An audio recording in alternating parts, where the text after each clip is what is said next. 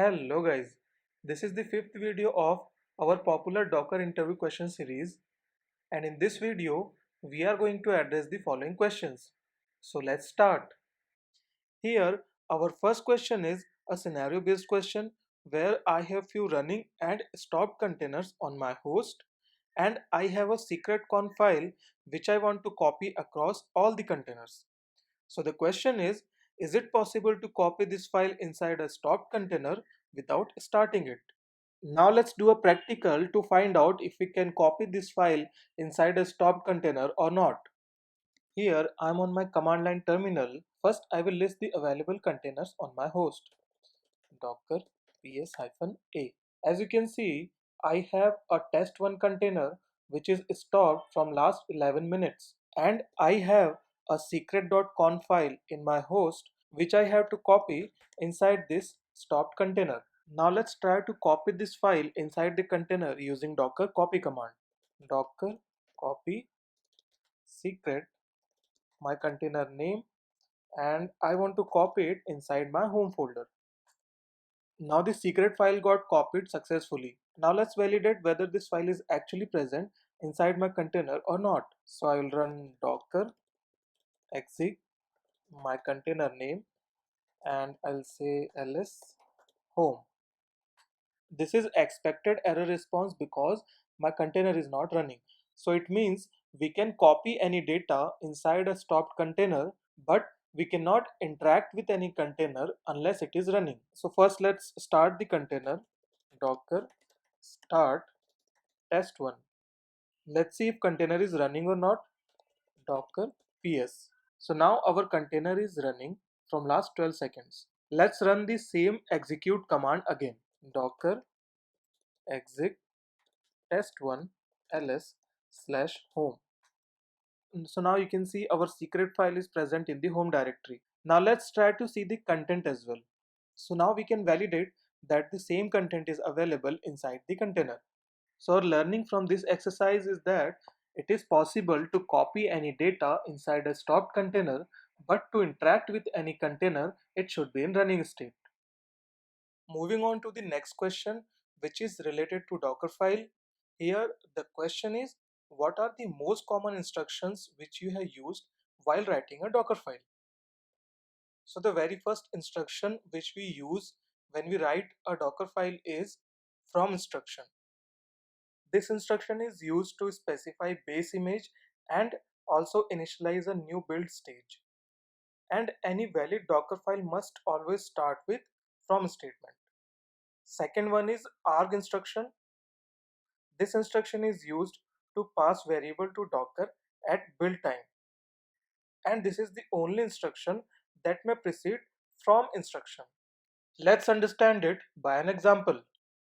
Here we have used arg instruction to define a version variable. And this version variable is used by from instruction in the next line. Next instruction is label. This instruction is used to add metadata to an image like version, description, maintainer information, application information, etc. Next instruction is environment. This instruction is used to set environment variables. Then we have work directory instruction. This instruction is used to set working directory for other instructions that follow it in Dockerfile. Next one is run instruction. This instruction is used to execute any command in the new layer on top of your current image. Its most famous examples are installing some packages inside container and downloading some data from remote URL. Next we have copy instruction.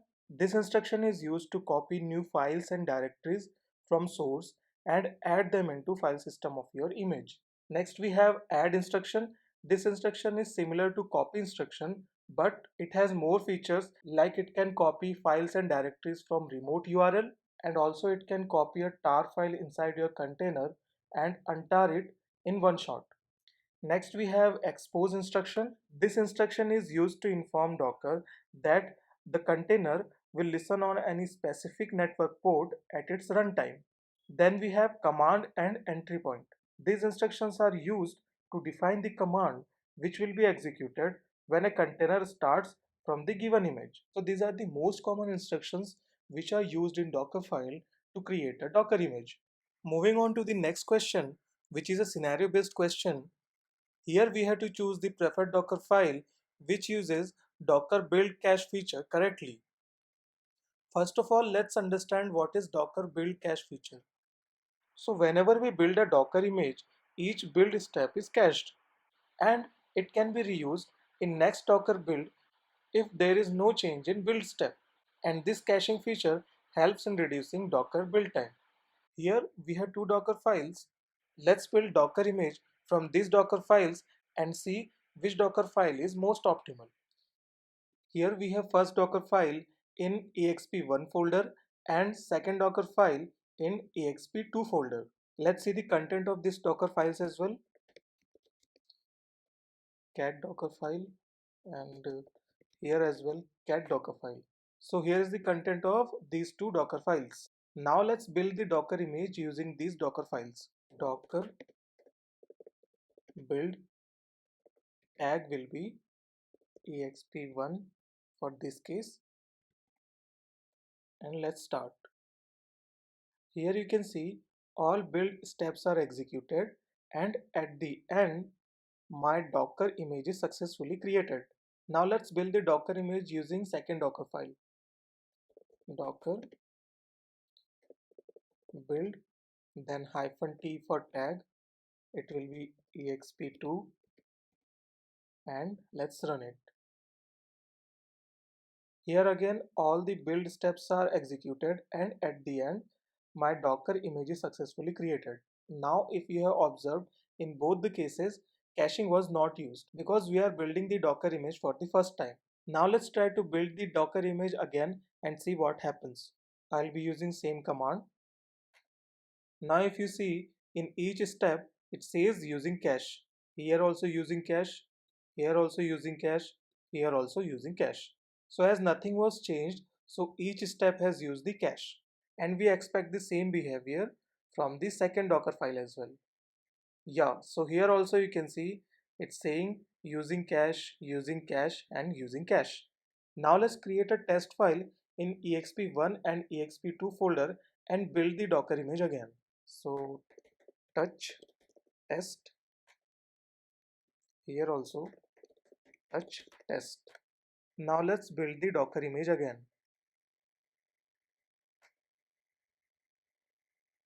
Now if you see, only step 2 is using cache but not the step 3 and 4 because we have added a test file which needs to be copied in step 3, because of which our cache step became invalid, and because of that step 4 was also required to run again. Now let's build the Docker image from exp2 folder as well. So here if you see, step 2 is also using cache and step 3 is also using cache, and we have used the copy instruction at the end which is not using cache because we have added a new file. So it means Docker file used in exp2 folder is the most optimal one. And let's see the content of this file.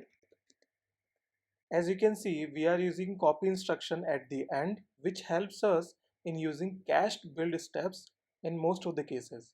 And now the learning from this exercise is that we should avoid using copy instruction in early stages of the Docker file, because in every build there will be definitely some change in the source code or the compiled data which will eventually make your following build caches invalid and increase the build time. Moving on to our next question, which is again a scenario based question. Here, I want to protect my sensitive data and avoid adding few files and folders like .git test folder while building a Docker image. So, is there any way to control it? Docker gives us this flexibility to avoid adding few files and folders by adding them in Docker ignore file, which avoids including them in Docker image. And we have to place this .docker ignore file in the same location where your Docker file is present. And syntax of this .docker ignore file is very simple. Whatever file or folder you want to ignore, you just need to write their name in this file. and Docker will ignore those files and folders while building the Docker image. That's it for this video, guys. If you like the video, then do hit the like button and do subscribe to my channel to get more such content.